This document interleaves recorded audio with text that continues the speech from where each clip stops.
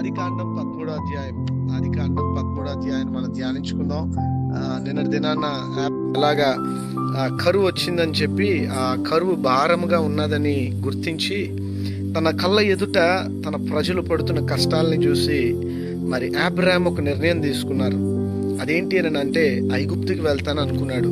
ఐగుప్తులో ఆహారం ఉంది, ఐగుప్తు సమృద్ధిగా ఉంది, ఐగుప్తులో కరువు లేదని మరి ఐగుప్తుకు ఒక సెల్ఫ్ ఇనిషియేటెడ్ డెసిషన్ని తీసుకున్నాడు. తన స్వచ్ఛిత్తంలో నుండి ఉన్న పరిస్థితులను బట్టి స్పాంటానియస్గా అలాగే ఇండిపెండెంట్గా మరి ఆ పరిస్థితిని బట్టి ఒక వ్యక్తిగత నిర్ణయం తీసుకున్నాడు. చూసిన ఆ పరిస్థితులను బట్టి ఆ కరువును తట్టుకోలేక తన భార్య నీళ్లు లేవు, ఆకలి, మరి తన తమ్ముడు కొడుకు ఆ లోతుకి ఆహారం లేదు, తన దగ్గర ఉన్న దాసీలకు ఆహారం లేదు, నీళ్లు లేవు, పశువులకు నీళ్లు లేవు. ఇలాంటి టైంలో ఎంతో ప్రెషర్ తన మీద పడ్డది, ఎంతో ఒత్తిడి, మానసిక ఒత్తిడి, నిందలు, తిట్లు ఎన్నో అబ్రహాంకి ఎదురవ్వాయి. ఆ టైంలో తప్పని పరిస్థితుల్లో అబ్రహాం ఒక డెసిషన్ తీసుకున్నాడు. ఏంటి అని అంటే మనం ఐగుప్తుకు వెళ్దామని ఒక నిర్ణయం తీసుకొని ఐగుప్తుకు వెళ్ళిపోయాడు. ఐగుప్తుకు వెళ్తూ ఉండగా ఐగుప్తులో ఉన్న సమాచారం అబ్రహాంకి తెలుస్తూ ఉంది. తెలిసిన ఆ సందర్భంలో ఒక భయంకరమైన విషయం చెవిని పడ్డది అబ్రహాంకి. ఏంటని అంటే ఫరో అందమైన అమ్మాయిల్ని లేదా అందమైన స్త్రీలను కోరుకునేవాడు, వాడు ఎవరిని కూడా విడిచిపెట్టడు అన్న విషయం తెలుసుకొని ఈ కబురు ఆ దారి గుండా వెళ్తూ ఉండగా, ఎందుకంటే ఐగుప్తు ఎంట్రన్స్ లో ఐగుప్తు పట్టణంలోకి ప్రవేశించేటప్పుడు కస్టమ్స్ వాళ్ళు ఉంటారు, ఐగుప్తు సైనికులు లేకపోతే ఆ ఫారెన్ ఆ యొక్క దౌత్య సిబ్బంది అక్కడ ఉంటారు. ఎందుకంటే ఆ దేశంలోకి ఎవరు వస్తున్నారు, ఆ దేశంలో నుంచి ఎవరు బయటకు వెళ్తున్నారు, ఈ డీటెయిల్స్ కోసం అనమాట. ఇక్కడ కొందరు నపుంసకులను ఫరో రాజు పెట్టేవాడు. ఈ నపుంసకులు ఈ ఫరో రాజు యొక్క ఆ యొక్క సిబ్బంది అక్కడ కూర్చొని ఏం చేసేవారని అంటే ఉద్యోగ ధర్మం నిర్వర్తించేవారు. ఈ ఉద్యోగ ధర్మం నిర్వర్తిస్తూ ఫరో రాజుకున్న ఆ కోరికను బట్టి ఏం చేసేవారంటే అక్కడికి వచ్చిన అందమైన స్త్రీలు, ఈ ఫారెన్ లేడీస్ ఎవరైతే ఆ ఊర్లో ప్రవేశిస్తున్నారో వారిని ఫరోకి రిఫర్ చేసేవారు.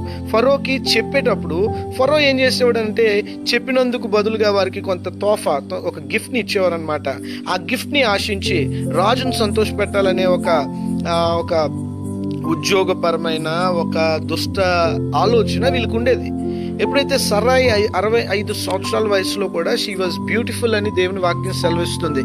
అలాంటి ఆ సరాయితో అబ్రహాం ఏమంటాడనంటే సరాయి దయచేసి నీవు నా చెల్లెని చెప్పు, నా భార్య అని చెప్పక, ఒకవేళ నువ్వు నా భార్యవి నీవని నువ్వు అక్కడ కస్టమ్స్ దగ్గర నువ్వు చెప్పినప్పుడు, ఆ ఫరో యొక్క దేశంలోకి అడుగు పెడుతున్నప్పుడు అక్కడ ఉన్న అధికారులకు కనుక నువ్వు చెప్పినట్లయితే అప్పుడు ఏమవుద్దానంటే వాళ్ళు నన్ను చంపేసి నిన్ను పట్టుకుపోతారు అనే ఒక ఇన్సెక్యూరిటీ. యాక్చువల్గా అది అక్కడ కరెక్టే, అది అక్కడ నిజమే ఆ పరిస్థితి. ఎందుకనంటే భార్య అందగత్తి అయినప్పుడు భర్తని మరి హతమార్చి ఆ భార్యని తీసుకొని వెళ్ళి అక్కడ ప్రవేశపెడతారు ఫరోకి.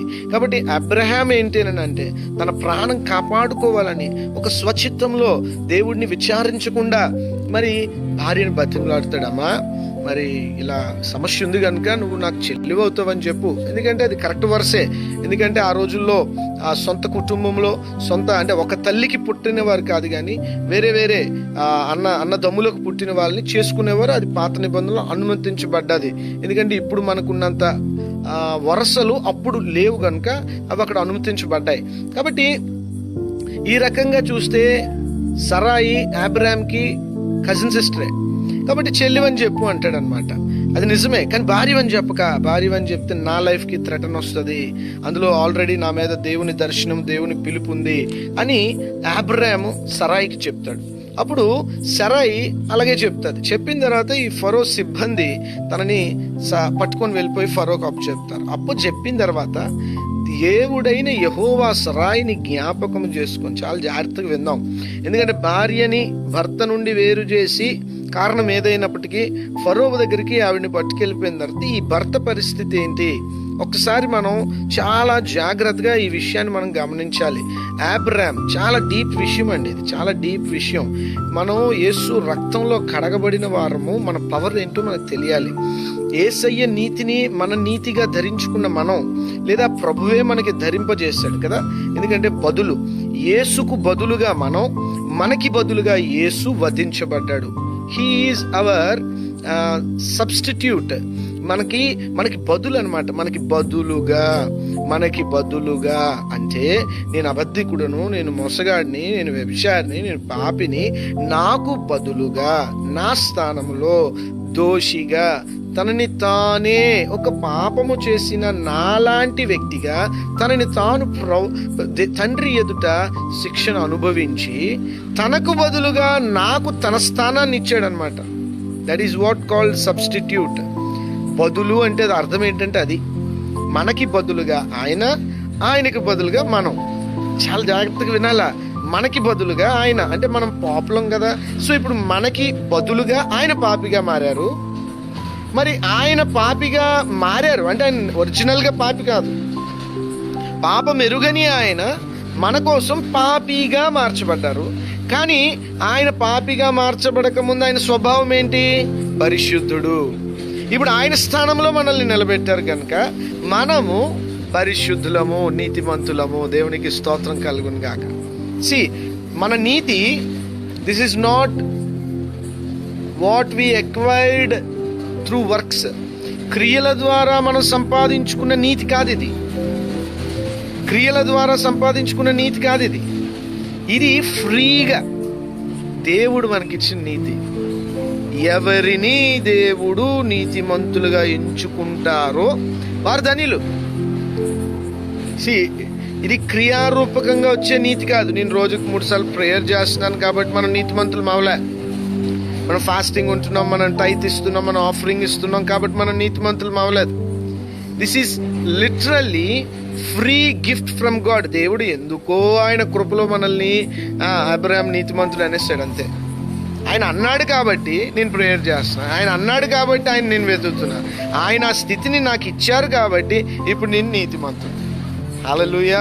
సో ఇప్పుడు త్రూ ఒబీడియన్స్ కాదు నేను నీతిమంతుడిని, త్రూ హిస్ గ్రేస్ నేను నీతిమంతుడిని. అర్థమవుతుందా మీకు? అలాగని ఒబీడియన్స్గా ఉండొద్దు అని కాదు. We are obedient. మనం ఒబీడియన్స్గా మారుతూ ఉన్నాం, స్టెప్ బై స్టెప్ ఎదుగుతూ ఉన్నాం, ఒబీడియంట్గా మారుతూ ఉన్నాం. సో ఈ రెండు అన్నమాట చాలా జాగ్రత్తగా మనం అర్థం చేసుకోవాలి. ఓకే, సరే. నీతిమంతుడికి ఉండే అవకాశాలు చెప్తున్నాను దేవుడిలో చాలా ఎఫెక్టివ్ అండి. ఎందుకంటే అబ్రహాము నీతిమంతుడు. Why? Because for God's command he left everything behind and he followed God's vision. తన బంధువులను విడిచిపెట్టాడు, తన తండ్రి ఇంటిని విడిచిపెట్టాడు, తన దేశాన్ని విడిచిపెట్టాడు. అన్నిటినీ విడిచి నేను నీకు చూపించే దేశానికి వెళ్ళు అంటే దేవుడు చెప్పింది చెప్పినట్టుగా చేసుకొని వచ్చాడు అబ్రహాం. దేవుడు వదులుతాడా అండి? తన భార్యను తీసుకెళ్ళిపోయారు, ఫరో అంతఃపురంలో పెట్టేశారు. అక్కడ ఆవిడ పరిస్థితి ఏంటి, ఇక్కడ అబ్రహాం పరిస్థితి ఏంటి? Just imagine. ఒక భార్యాభర్తలు అద్భుతమైన విశ్వాస యోధులు. ఎందుకంటే భర్తను వెంబడించిన భార్య అంటే భర్తకి ఎంత విశ్వాసం ఉందో ఇప్పుడు భార్యకి కూడా అంతే విశ్వాసం ఉండాలి. కాబట్టి ఈ విషయాన్ని అర్థం చేసుకోవాలి. భర్తని వెంబడించిన భార్య, భర్త వెంబడించాడు, పోనీ దేవుడి దర్శనం స్వరం విన్నాడు, వెళ్ళిపోతున్నాడు, కానీ భర్తను నమ్మేసింది ఇక్కడ భార్య. అంటే ఎంత అటాచ్డ్ వీళ్ళిద్దరూ ఆలోచించండి. ఇప్పుడు దేశం కాని దేశంలో వాళ్ళ గోత్రం కాదు, వాళ్ళ జాతి కాదు, ఒక ఫరో, ఒక అన్యుడు, వాడు వచ్చి తన భార్యను పట్టుకెళ్ళిపోతే ఇద్దరు ఎంత నలిగిపోయి ఉంటారండి. ఆ అంతఃపురంలో ఉన్న సరాయి కండిషన్ ఏంటి? ఆ సరాయిని బట్టి ఫరో అబ్రహాంకి మేలు చేసాడంట. అంటే ఏదో మంచి ల్యాండ్ ఇచ్చి ఉంటాడు, అక్కడ బతకండి అని ఉంటాడు, కొన్ని బెనిఫిట్స్ ఇచ్చి ఉంటాడు ఆ గవర్నమెంట్లో. ఇలా బ్రతుకుతూ ఉండగా అబ్రహాము ఇవన్నీ బెనిఫిట్స్ తీసుకున్నా హీఈస్ నాట్ సాటిస్ఫైడ్. ఎందుకనంటే తన భార్య తనతో లేదు. ఎన్ని కష్టాలండి. అదే హారాన్లో ఉండుంటే, అదే కల్దీల పట్టణమైన ఊర్లో ఉండుంటే ఇన్ని కష్టాలు వచ్చిండేవి కాదు. కానీ దేవుడు మాట విన్నాడు. నేను నిన్ను ఒక జనంగా చేస్తాను, నేను చూపించే దేశానికి వెళ్ళాలంటే దేవుడు వచ్చిన వాడికి ఇలాంటి శ్రమ ఎదురైంది. ఎంతమంది ఆ లోతు ఎన్నిసార్లు కామెంట్ చేస్తుంటాడు అబ్రహాంని. తన దగ్గర ఉన్న దాసులు దాసీలు ఎన్ని మాటలు, ఎన్ని గుసగుసలు, ఎన్ని గాసిప్స్, అబద్ధముగా చెడ్డ మాటలు. నా నిమిత్తము జనులు మిమ్మల్ని హింసించి నిందించి నా చెడ్డ మాటలల్లా అబద్ధ సాక్ష్యములల్లా పలికినప్పుడు మీరు ధన్యులు అన్నారు కదా. Abraham was a center point for criticism అన్నమాట ఫ్రమ్ హిస్ ఓన్ పీపుల్. ఏంటండి అబ్రాము, వాళ్ళు మాట్లాడుకుంటున్నారు అనమాట. ఏంటి అబ్రాము భార్యని ఏంటి అబద్ధమాడి అలా పంపించాడు, భార్య కోసం నిలబడాలి కదా హీరోలా, ఇలాంటి నింద మాటలు. ఎందుకంటే మనుష్యుడు మాటలే నిందవండి. మనుష్యుల నింద మాటలకు భయపడొద్దని దేవుడు చెప్తున్నాడు. మిమ్మల్ని కూడా మీ ప్రభువు నిమిత్తం ఉత్తినే అంటారు, అవన్నీ నిజాలు కాదు కానీ అంటారు. ఏం చేద్దాం, పడాలి. అది దేవుడి నుంచి మనకి ధన్యత. ఓకే, నేను ఇంకా ముందుకు వెళ్తాను. ఇప్పుడు ఫరోకి తెగులు వచ్చిందంట, ఫరో ఇంటికి తెగులు వచ్చిందంట. ఎందుకు? ఇక్కడ నీతిమంతుడు ప్రార్థన చేస్తున్నాడు, నీతిమంతుడు నలిగిపోతున్నాడు. ఇది చూసిన దేవుడు అక్కడ అద్భుతమైన మాట ఏంటంటే, యెహోవా సరాయిని జ్ఞాపకము చేసుకొని, యెహోవా భర్త ఏమో తన ప్రాణం కోసము భార్యను పణంగా పెడితే, యెహోవా ఏమో సరాయిని జ్ఞాపకం చేసుకొని ఆ ఇంటంతటికి తెగులు పెట్టాడు. నీతిమంతులారా, యేసు రక్తంలో కడగబడిన వారులారా, మీరు బాధపడితే దేవుడు మీ బాధకు, ఎవరు మిమ్మల్ని బాధ పెట్టారో వాళ్ళను శోధిస్తాడు. మీ బెనిఫిట్ అర్థం చేసుకోండి. నీతిమంతులుగా మనల్ని చేసిన దేవుడు గొప్ప దేవుడు. నువ్వు నిజమైన మనసుతో, నువ్వు నిజమైన ప్లెయిన్ హార్ట్తో, ఏ స్వార్థం లేకుండా, నీలో ఏ తప్పు లేకుండా నిన్ను ఒకరు గనక బాధ పెడితే దేవుడు కలుగ చేసుకుంటాడు. చాలా జాగ్రత్తగా వినాలి. ఒక్క నీతిమంతుడైన అబ్రామ్ కోసం ఫరో ఇల్లంతట్లో తెగులు పెట్టేశాడు. ఎంత గొప్ప దేవుడండి. అంటే వాళ్ళకి తెగులు రావాలని కాదు నా ఉద్దేశం. ఆ తెగులు రాకపోయిన ఉంటే వాళ్ళకి జీవము గల దేవుడు ఎవరో కూడా తెలియదు, అబ్రాహాం విషయం ఏంటో కూడా వాళ్ళకి తెలియదు. సో ఎవరికో తెగులు వచ్చేమని కాదు నా ఉద్దేశం. కానీ ఇక్కడ పాయింట్ ఏంటంటే, వాళ్లకు అబ్రాహాం ఎవరో తెలియాలి, అబ్రాహాం దేవుడు ఎవరో తెలియాలి అని అంటే ఆ తెగులు వాళ్ళకి వెళ్ళాలి. కాబట్టి ప్రియ దేవుని బిడ్డలారా, మిమ్మల్ని మీరు ప్రోత్సహించుకోండి, దేవుళ్ళలో మిమ్మల్ని మీరు బలపరచుకోండి, మీ అడుగు ముందుకు వేయండి. అప్పుడు ఆ ఫరోయే పిలిచి అబ్రాహాంకి, బాబు నీ భార్యను నువ్వు తీసుకో, అంతేకాదు నీకు ఏ బెనిఫిట్స్ ఐగుప్తులో ఇచ్చానో మూవబుల్ ప్రాపర్టీస్ అన్నీ కూడా తీసుకొని మా దేశాన్ని విడిచి నువ్వు వెళ్ళిపో. కరువు అయిపోయింది కదా, నువ్వు వెళ్ళిపో. ఎన్ని నెలలు ఈ పరిస్థితులు అక్కడ జరిగాయో మనకి తెలీదు. అంటే హిస్టరీలో బహుశా కొన్ని క్లూస్ దొరకవచ్చు, కానీ నేను అంత డీటెయిల్ స్టడీలోకి వెళ్ళలేదు. మరి ఎన్ని నెలలు వారు ఐగుప్తులో ఉన్నారు ఇవన్నీ కూడా నేను ధ్యానించలేదు. బహుశా రేపు నేను మీకు ఆ డీటెయిల్స్ అని చెప్తాను. ఇలా అబ్రాహాం 13వ అధ్యాయం 1వ వచనం చూస్తే, అబ్రహాము తనకు కలిగిన సమస్తమును, తన భార్యను, తనతో కూడానున్న లోతును వెంటబెట్టుకుని ఐగుప్తు నుండి నెగేబునకు వెళ్ళెను. చూసారా, హీ రిటర్న్డ్. చాలా భలే మనం అర్థం చేసుకుంటే డిజాస్ట్రస్ ట్రిప్ ఇది అబ్రాహాంకి. ఐగుప్తుని జీవితంలో మర్చిపోలేడు అబ్రాహాం, ఎందుకంటే భార్యని ఎత్తుకెళ్ళిపోయారండి. అబ్రాహాంకి ఇది ఒక నెగటివ్ డిజాస్ట్రస్ పరిస్థితి, చాలా ఒక నెగటివ్ ఎక్స్పీరియన్స్ ఉంది. ఆ నెగటివిటీలో నుండి ఒక పాజిటివ్ ఎక్స్పీరియన్స్ కూడా వచ్చింది అబ్రాహాంకి. ఈ రెండు అనుభవాలను మూట కట్టుకొని అబ్రాహాము ఐగుప్తు నుండి తిరిగి వచ్చాడు. సో ఇక్కడ నేను మీకు ఒక స్పిరిచువల్ లెసన్ ఏం చెప్పాలనుకుంటున్నానంటే, ప్రామిస్ పొందుకున్న ప్రతి క్రిస్టియన్కి మనం తెలుసుకోవాల్సింది ఏంటంటే, పాజిటివిటీసే ఉంటాయని కాదు, నెగిటివిటీ కూడా ఉంటుంది. అబ్రహాం చేసింది ఒక యాంగిల్లో కాయిన్కి అవతల సైడు అది బ్లండర్, ఒక విధంగా అది ఒక తప్పు. దేవుడిని అడగకుండా ఐగుప్తుకి వెళ్ళడం ఒక తప్పు. ఐగుప్తుకు వెళ్ళి అక్కడ తన భార్యని, తన లైఫ్ కోసం భార్యని పణంగా పెట్టడం మరొక తప్పు. కానీ మనం జాగ్రత్తగా కనుక గమనిస్తే తప్పులు చెయ్యని వాడు ఎవరు?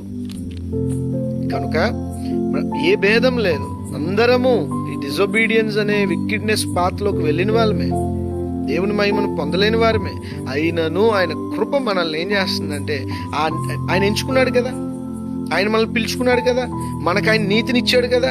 గనుక మనం నెగటివిటీలోకి, కుడి ఎడమ పరిస్థితిలోకి వెళ్ళినప్పుడు కూడా మనల్ని తిరిగి దారిలో పెడతారు. హల్లెలూయా. చూడండి, ఎక్కడ నుంచి అబ్రాహాము కరువు వచ్చిందని వెళ్ళాడో తిరిగి మరలా అక్కడికే తీసుకొచ్చాడండి. ప్రియ దేవుని బిడ్డలారా, సంగమా, చాలా జాగ్రత్తగా మనం అర్థం చేసుకుంటే ఈరోజు ఎక్కడ కష్టం వచ్చిందని మనం దేవుడిని విడిచి స్వనీతిలో మనము దేవునికి దూరంగా వెళ్ళామో, దేవుడు తిరిగి మరలా నువ్వు ఎక్కడ నీ ఆత్మీయ జీవితాన్ని వదిలేవో అక్కడికి తీసుకొస్తాడు. తిరుగు లేదు అందులో. నా పర్సనల్ టెస్టిమనీ కూడా అది. నువ్వు ఎక్కడ దేవుని చిత్తాన్ని విడిచి నీ స్వచిత్తానికి లోబడి దూరంగా కుడికో ఎడంకో ఎల్లుంటావు, దేవుడు మరలా నీకు రిపెంటెన్స్ ఇచ్చి బుద్ధి చెప్పి మళ్ళీ ఎక్కడికి తీసుకొస్తాడు తెలుసా? నువ్వు ఎక్కడ విడిచిపెట్టావో భక్తి జీవితాన్ని తిరిగి అక్కడికి తీసుకొస్తాడు. బేతేలునకు ఆయికిని మధ్య బలిపీఠము కట్టి యెహోవా నామమున ప్రార్థన చేశాడు అబ్రాహాము.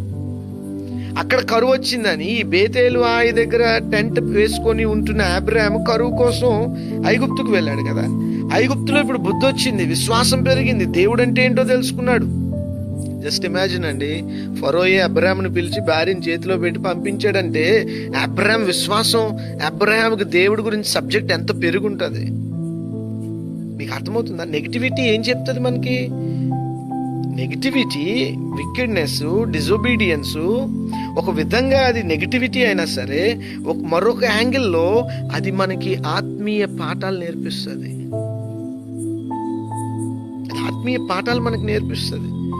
అసలు జనరల్గా ఒక విషయం చెప్తానే, క్రైస్తవ జీవితం కనుక ఇలాగ ఉందనుకోండి, అస్సలు ప్యూర్ హోలీ, మనం అస్సలు తప్పులే లేవు, డిజొబీడియన్సే లేదు, పచ్చిగా మనం ఖచ్చితంగా ఉన్నాం అనుకోండి, నిజం చెప్పండి, దేవుడిని ఏం నేర్చుకోగలం? అందుకే చూడండి, ఇందాక ఆంటీ గారు ప్రేయర్ చేసినప్పుడు కూడా, ప్రభువా మేమందరం పాపులమే.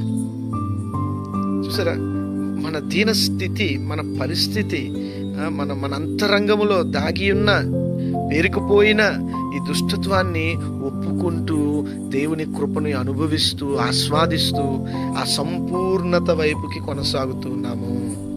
హల్లెలూయా. అబ్రాహాము ఇనిషియల్ స్టేజ్లో నీతిమంతుడు దేవుని దృష్టిలో అయినప్పటికీ he was not perfect. As he was going, అంటే తనకి తాను ఎలా దేవుని భక్తిలో ఎదిగాడో సంపూర్ణ స్థితిలో అలా ఎదగడం ప్రారంభించాడు. పుట్టగానే పెద్దోళ్ళం అయిపోయాం, రక్షణ అనుభవం రాగానే పెద్దోళ్ళం అయిపోయాం. పెద్దోళ్ళం అయిపోయిన తర్వాత మనలాగా మన తర్వాత వచ్చిన వాళ్ళని అయిపోవాలనుకుంటాం. కానీ మనం ఎలా సంపూర్ణతలోకి ఎదిగామో మన తర్వాత వచ్చిన వాళ్ళు కూడా అలాగే సంపూర్ణతలోకి ఎదుగుతారు. ఇది ఒక మంచి విషయం, దీన్ని మనం గమనించాలి. Okay, right. 2వ వచనానికి మనం వెళ్దాం. ఇక్కడ మనం గమనిస్తే అబ్రహాము వెండి బంగారము పశువులు కలిగి బహుధనవంతుడై ఉండెను. He is very rich. Abraham was very rich. బంగారము, వెండి, పశువులు, అబో, దేవుని బిడ్డలు ఏ పని చేసినా, అంటే సెక్యులర్గా మాట్లాడుతున్నాను, సెక్యులర్గా దైవ బిడ్డ క్రమముతో దేవుని చిత్తములో భయంతో భక్తితో ఏ వ్యాపారం చేసినా నిశ్చయముగా అర్జిస్తారండి, నిశ్చయంగా. అబ్రాహాం చూడండి, కరువు వచ్చిందని కరువు టైంలో ఐగుప్తుకి వెళ్ళాడు. ఐగుప్తు నుండి దేవుడు అబ్రాహాంని వెండి బంగారము పశువులు కలిగి బహుధనవంతుడిగా తీసుకొచ్చాడు. అది మిరకల్. దేవునికి స్తోత్రం కలుగును గాక. దేవుని బిడ్డలుగా మనము అర్థం చేసుకోవాలండి. చాలా మంది ఏమంటారంటే, ఆ దేవుళ్ళలో మనం ఏ వ్యాపారం చేసినా లాభాలు ఎక్కువ ఉండకపోవచ్చు అండి అనుకుంటాం. బాబు, దేవుని ఈక్వేషన్స్ అన్ని చాలా డిఫరెంట్. దేవుని చిత్తములో మనం ఏ పని చేసినా చూడండి, వచ్చిన ఉంటుంది సామెతల గ్రంథం 10:22 అనుకుంటాను, if I'm not wrong. Yes, exactly 10:22. యెహోవా ఆశీర్వాదం ఐశ్వర్యం ఇచ్చును, నరుల కష్టము చేత అది అధికము కాదు. దేవుడు ఇవ్వాలండి. నీ వ్యాపారపు ఆలోచన కూడా దేవుడు ఇవ్వాలి. దేవుడు ఒక ఐడియా మనకి ఇచ్చినప్పుడు ఆ ఐడియా కావాల్సిన ధనం కూడా ఆయనే ఇస్తాడు. ఇప్పుడే సాక్ష్యం విన్నాం, సిస్టర్ షీల వారు చెప్పిన సాక్ష్యం మనం విన్నాం కదా. వ్యవసాయం చేయాలనే ఒక తలంపు దేవుడు ఇచ్చారు. ఇప్పుడు ఆ వ్యవసాయానికి కూడా ఒక అనాథి బిడ్డ, తల్లిదండ్రులు లేని బిడ్డ, వాళ్ళ స్కూల్లోనే చదువుకున్న బిడ్డ 1000 రూపాయలు ఇచ్చాడు. హల్లెలూయా. కరెన్సీగా చూస్తే అది 1000 రూపాయలు, విశ్వాసంలో చూస్తే అది 1 కోటి రూపాయలు. ఎందుకంటే ఒక అనాథ ఆఫరింగ్ ఇవ్వడం ఏంటండి? ఈ రోజుల్లో అందరూ ఆఫరింగ్స్ ఇవ్వాలనే కోరుకుంటున్నారు తప్ప నేను గుప్పిలు లిప్పుతాను అనుకున్న వాళ్ళు ఎంతమంది ఉన్నారు?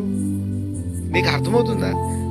అంతేకాదు, మళ్ళా జీతం ఇవ్వలేను అనుకుంటున్నప్పుడు 10 సంవత్సరానికి సరిపడిన జీతము దేవుడు ఇచ్చాడంట. అది విశ్వాసం. నీతిమంతుడు విశ్వాస మూలంగా జీవిస్తాడు. అక్క చెప్తుంటే నాకు దేవుడు ప్రేరేపించాడు. సో ఇప్పుడు ఆ విత్తనాల్లో మరి రూపాంతర పరిచర్య కూడా వెత్తిపోతుంది.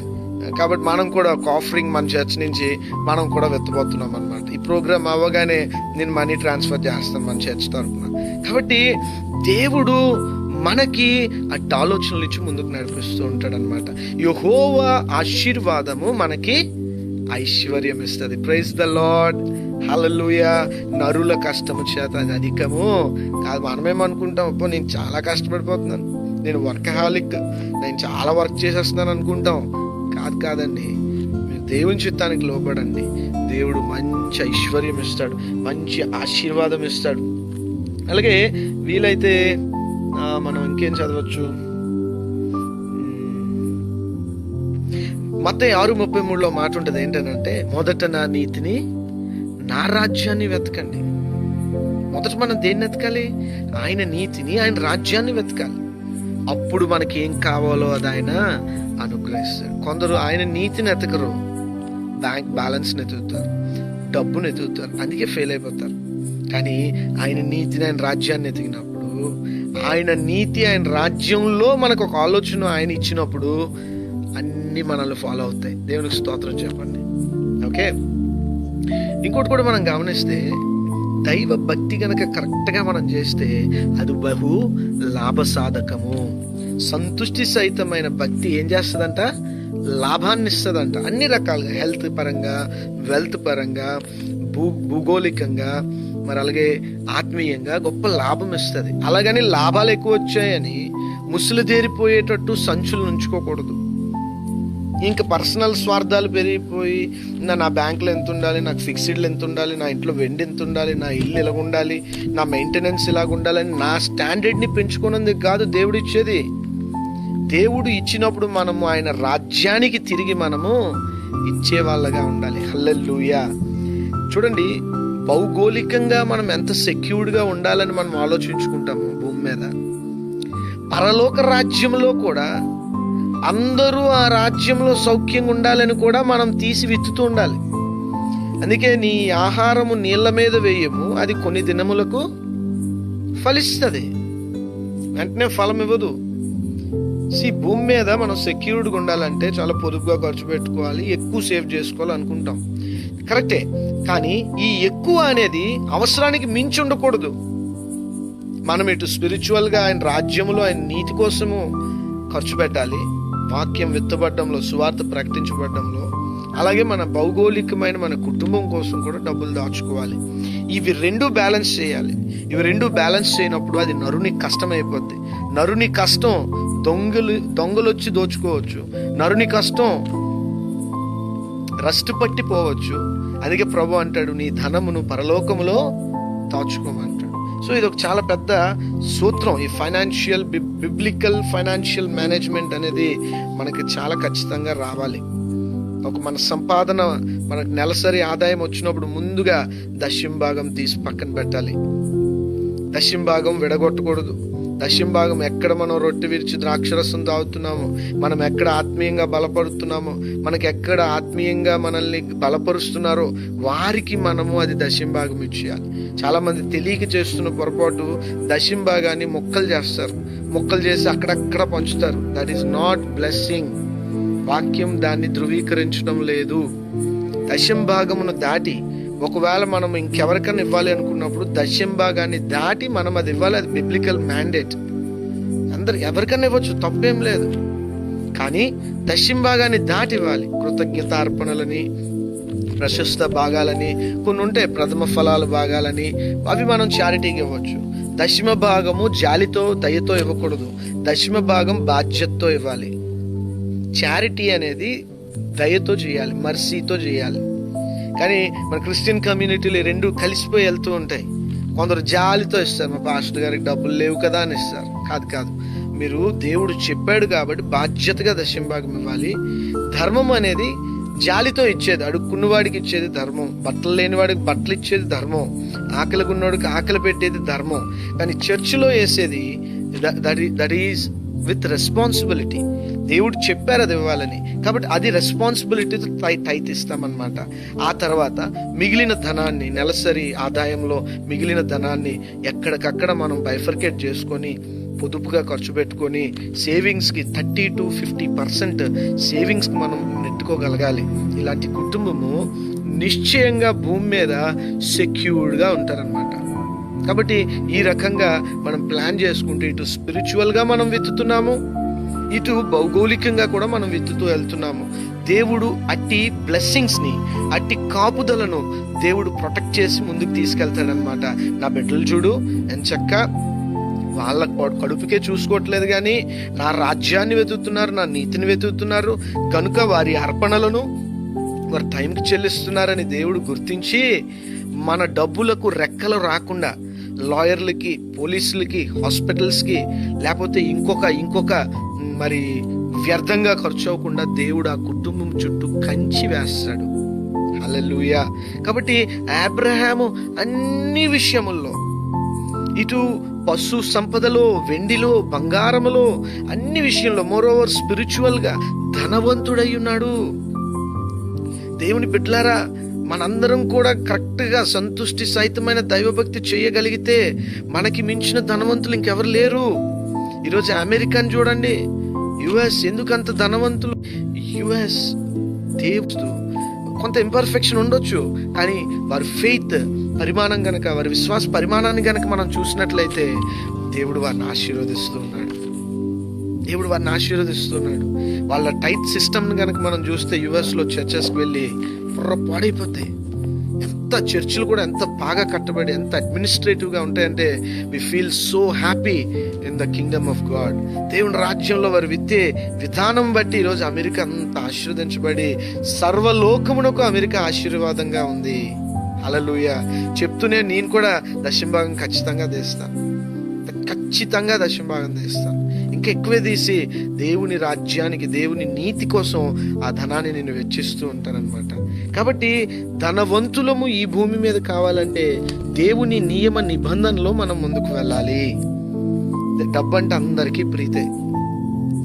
దేవుడు చూస్తాడు, ఈ ఇంతగా ఇష్టపడుతున్నారు కదా ఈ వ్యక్తి, మరి ఈ వ్యక్తి తన డబ్బునిచ్చి నన్ను సంతోషపెడతారా?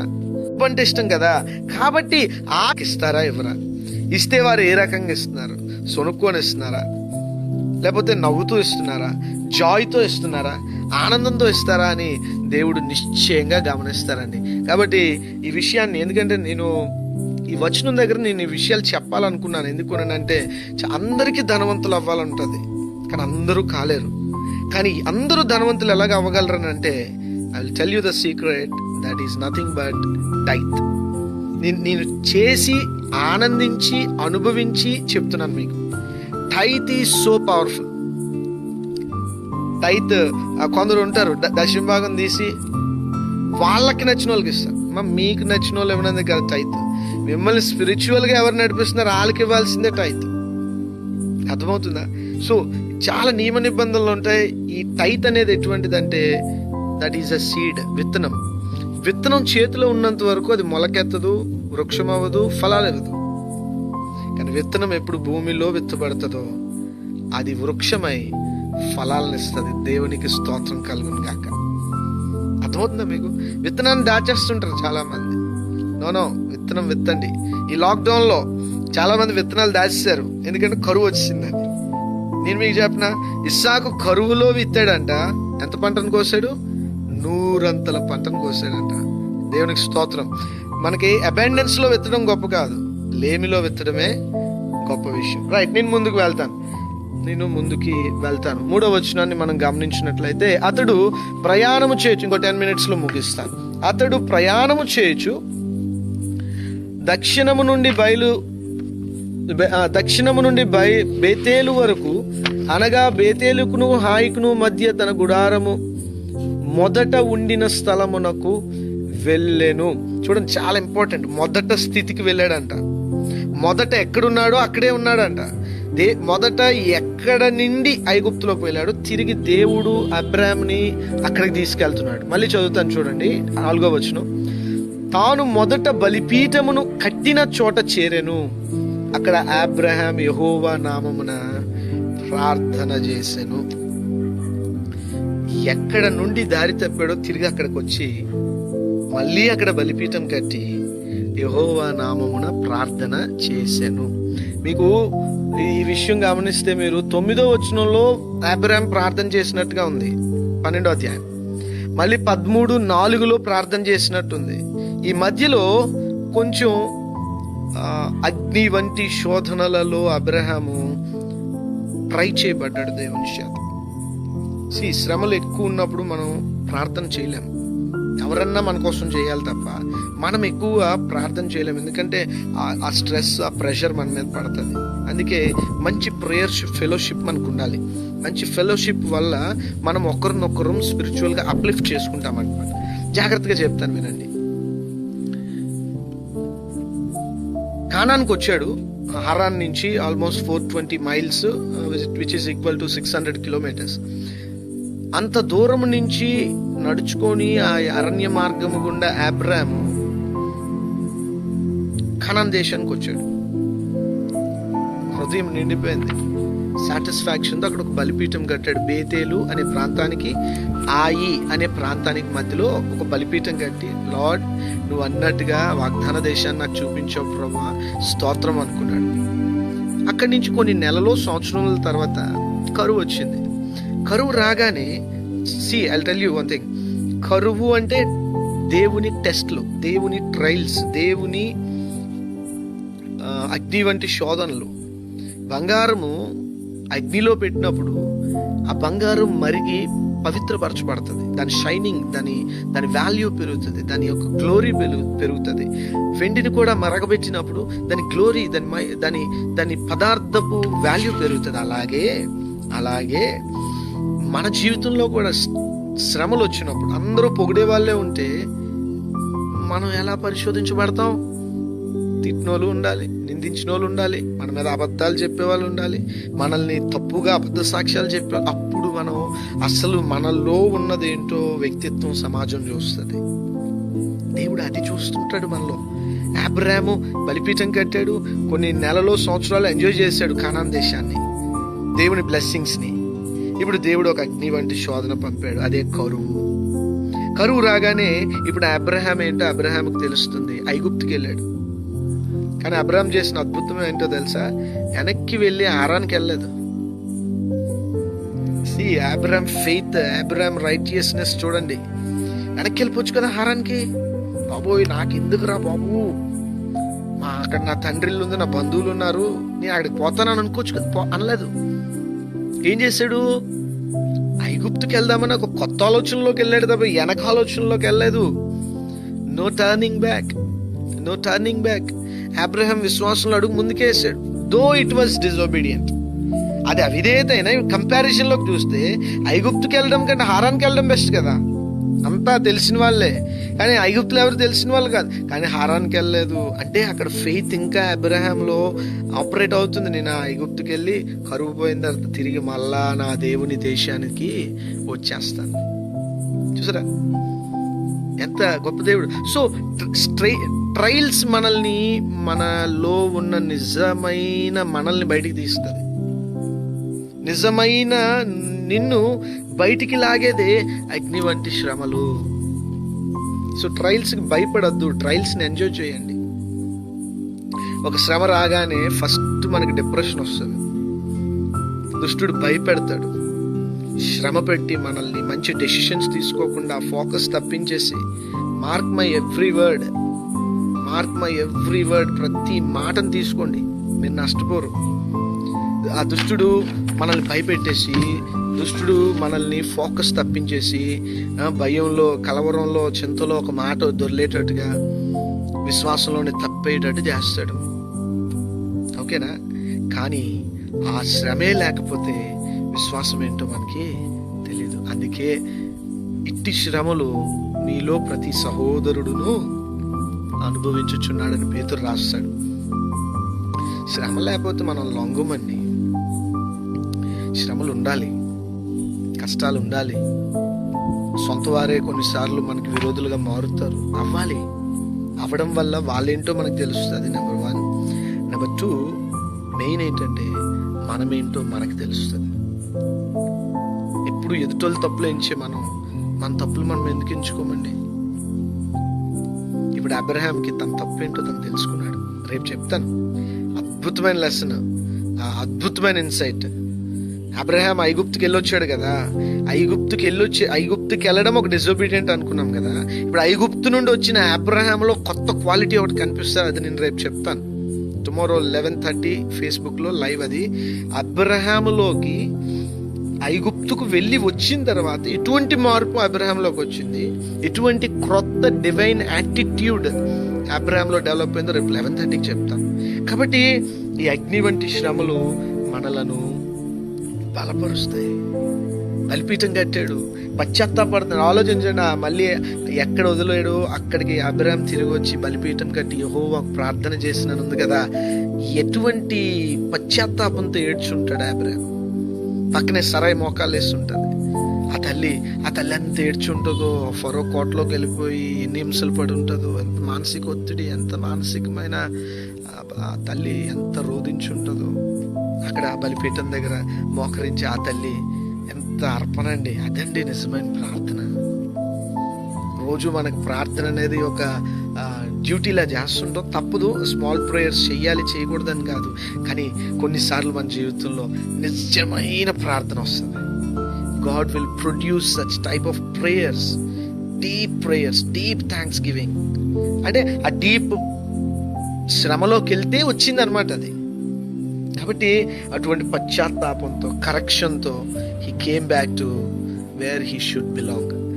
ఎక్కడ తను చెందాల్సిన వాడో అక్కడికి తిరిగి పశ్చాత్తాపంతో, దిద్దుబాటుతో, మూటల విశ్వాసంతో, దేవునితో అత్యున్నతమైన సంబంధంతో కలిగి వచ్చాడండి, ప్రార్థించాడండి. మనం ప్రార్థన చేయబద్దులమై ఉన్నాం. మనము మన చిత్తం దేవుడి మీద రుద్దడం కాదు, దేవుని చిత్తం కొరకు మనం ప్రార్థన చేయాలి. ప్రాక్టికల్ క్రిస్టియన్స్గా ఉండాలి. ప్రభువా నేను ఇది అనుకుంటున్నాను, మీరు చేయండి అంటే కాదు. ముందు ఆ పని దేవుని చిత్తమా కాదా, ఫస్ట్ దాని గురించి మీరు ఐడెంటిఫై చేయాలి. అది దేవుని చిత్తం అని మీరు తెలుసుకున్న తర్వాత మీకు ఇంకోటి చెప్తాను. దేవుని చిత్తమైతే మీరు దాన్ని పుష్ చేయాల్సిన అవసరం లేదు. దేవుని చిత్తమైతే అలా పనులు జరిపోతాయి. You need not pressure that work. అది దేవుని చిత్తం అయితే అది అలా జరిపోద్ది అనమాట. కాబట్టి ముందు ఆ పని దేవుని చిత్తమా కాదా కనిపెట్టండి. అటు తర్వాత ఆ చిత్తం నెరవేర్పు కొరకు ప్రార్థన చేయండి.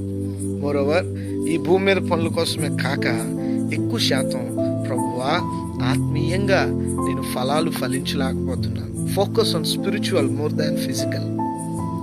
ఎక్కువగా మనం ఫిజికల్ మీద ఫోకస్ చేసి స్పిరిట్ మీద, ఇన్నర్ మ్యాన్ మీద తక్కువ ఫోకస్ చేస్తాం. ఆత్మ ఫలాలు, కృపా వరాలు, biblical standard of life style, వీటి మీద ఫోకస్ చేయాలి. మొరాలిటీ, వీటి మీద మనం ఫోకస్ చేయాలి.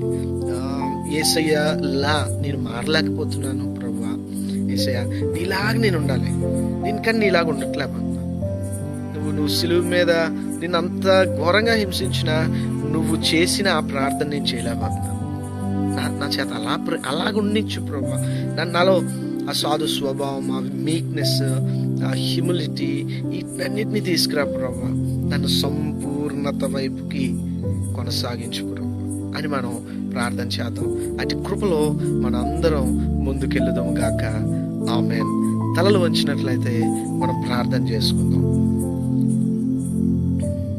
పరిశుద్ధుడా, పరలోకమందున్న మా తండ్రి, 5 రొట్టెలు 2 చిన్ని చేపల ద్వారా 5,000 మంది స్త్రీలకు మీరు పంచారు. అది కాక పురుషులు, అది కాక పిల్లలు, ఇంచుమించుగా 25,000 జనాభాకి మీరు ఆహారం పంచిన దేవుడు. చరిత్రలో ఇది ధృవీకరించబడ్డది. ఎంత గొప్పగా ప్రభువా నువ్వు అద్భుతం చేసి ఈరోజు నాయనగో షీల అక్క ద్వారా మీరు ఆ సాక్ష్యాన్ని మేము వినుటకు మాకు కృప చూపారు. నిజమే, లాక్డౌన్లో నాయన మా ప్రతి అవసరతను నువ్వు నీ మహిమైశ్వర్యంలో తీర్చావు, మమ్మల్ని ప్రొటెక్ట్ చేసావు, మాకు కావాల్సినవన్నీ ఇచ్చావయ్యా. మీకు స్తోత్రం ప్రభా, మరి ముఖ్యంగా ఈరోజు అబ్రహాం జీవితంలో ఏ రకంగా ఐగుప్తుకు వెళ్ళి ఐగుప్తు నుండి తిరిగి మీరు తోడుకొని వచ్చి అబ్రహాంకి ఏం నేర్పించాలో మీరు నేర్పించారు. అలాగే మా జీవితాల్లో కూడానయ్యా, మేమేమో అబ్రహాం కంటే గొప్పలం కాదు. అబ్రహాం దగ్గర మేము ఆ విశ్వాస పరిమాణంలో మేము ఎందుకు పనిచేయమయ్యా ప్రభువా, దేవా, మేము ఎక్కడ సరిచేయబడాలో, ఎక్కడ పశ్చాత్తాపడాలో, ఎక్కడ నేను తగ్గించుకోవాలో, ఎక్కడ ఈ లోకంలో ఎలా ఉండాలో మాకు నేర్పించు. మా మీద నిందలు, అవమానాలు, అబద్ధ సాక్ష్యాలు, చెడ్డ మాటలల్లా పలుకున్నప్పుడు మేము ధన్యులమని ఎరిగి ఉత్సహించి సంతోషించి మిమ్మల్ని వెంబడించుటకు సహాయం చేయమని ప్రభా సంఘ బిడ్డలందరినీ జ్ఞాపకం చేసుకో. రేపు ఉదయం 5 గంటలకి కాన్ఫరెన్స్ కాల్లో, అలాగే ఫేస్బుక్లో 11:30కి లైవ్లో అందరితో మీరు మాట్లాడి మమ్మల్ని బలపరచమని, సంఘం అంతటినీ లాక్డౌన్లో ఆయా ప్రాంతాల్లో ఉంటున్న వారందరూ వారు స్థానికంగా వారు దేహమే దేవుని ఆలయమని వారు గుర్తించి ముందుకు వెళ్ళటం సహాయం చేయమని మహిమ ఘనత ప్రభావం మీకు చెల్లిస్తూ యేసు సర్వశక్తి గల నామంలో ఈ ప్రార్థన అడిగి వేడుకుంటున్నాం తండ్రి, ఆమేన్. త్రియేక దేవుడు అయిన తండ్రి, కుమార, పరిశుద్ధాత్మ నామములు మనందరికీ ఆ దేవదేవుడు సఫలతనిచ్చి మనలందరినీ ముందుకు నడిపించునుగాక. ఆమేన్, ఆమేన్. అందరికీ షాలోమ్, ప్రైజ్ ది లార్డ్.